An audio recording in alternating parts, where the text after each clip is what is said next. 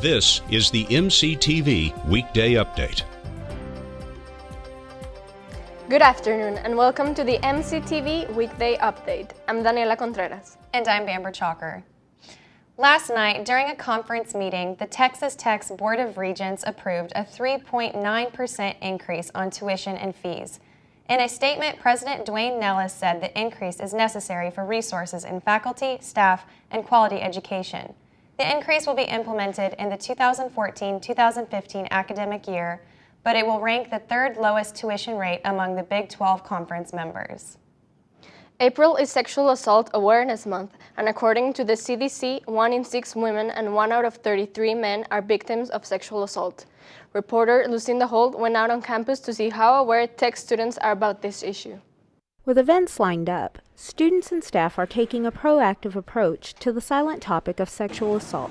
20-year-old Bedsider TTU founder Tabitha Collier says this topic can use more discussion. It needs to be talked about more, specifically consent and sexual assault and what those different kind of words mean. Because I think a lot of people, if you say rape culture, nobody really understands what that means unless they're an activist in that area. Student freshman Jesus Fuentes also spoke about consent and how a more vocal Tech may help students in the future. Well, I think we need to have more of a discussion about this, Like, a lot of people don't want to talk about it, but it needs to be said that, hey, there is a problem. Patricia Earle, unit coordinator for the Women's Studies program, says while she has been working with several groups and individuals to help in the education process, there is always more that needs to be done. I think that we need to have more discussion on this campus of what is sexism, what does it look like, and how does that lead to a rape culture. I think that it's being done in classrooms right now, but it's fairly small. It depends on what degree you're in. It depends on what class you might need to have that's required. I really think that there are people on this campus who are doing their best and getting out the word, but there definitely needs to be more done. While Collier says she believes this issue is important to her cause, her organization focuses on safe sex. One thing to say is that our group doesn't actually focus on sexual assault. We mostly just focus on teaching people about sex, but it is something that we do try to educate people on when we get a chance. For MCTV, this is Lucinda Holt. Well, last night's dust storm proved how important it is for communities to be prepared for severe weather. Last week was National Severe Weather Preparedness Week, and March is typically when severe weather kicks into high gear. Weather specialist Carly Smith spent her Saturday at the Severe Weather Awareness Day event, where experts educated the public on the science of West Texas weather. The science spectrum is home to lots of cool things like science experiments, and even right now there's a penguin exhibit, but for one day only. Today is Severe Weather Awareness Day, where students and families can come and learn what they can do to prepare for the severe weather season ahead. Saturday, March 8th was the 8th annual Severe Weather Awareness Day, hosted by the Texas Tech student chapter of the American Meteorological Society. An estimated 2,000 people attended the event this year, making it the biggest one yet. Assistant Professor of Atmospheric Science Brian Ansell volunteered at the event, and he tells us more about why Severe Weather Awareness Day is important. So we're here to teach people how to be safe in severe weather. And that usually encompasses severe thunderstorms is basically what we're talking about. So flooding, large hail, lightning, tornadoes, high wind events. Along with the student chapter of the American Meteorological Society and Texas Tech professors, several other groups brought booths for the event. KCBD meteorologists brought their green screen and storm chaser truck.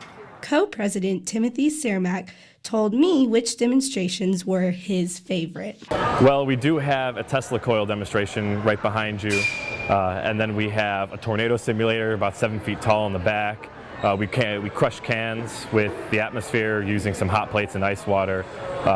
Red Cross has brought a pretty cool demonstration of how tornadoes can destroy homes. Those are probably our top demonstrations.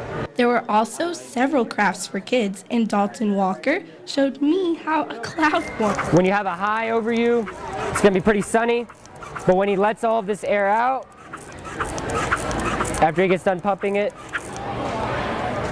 and you get a cloud.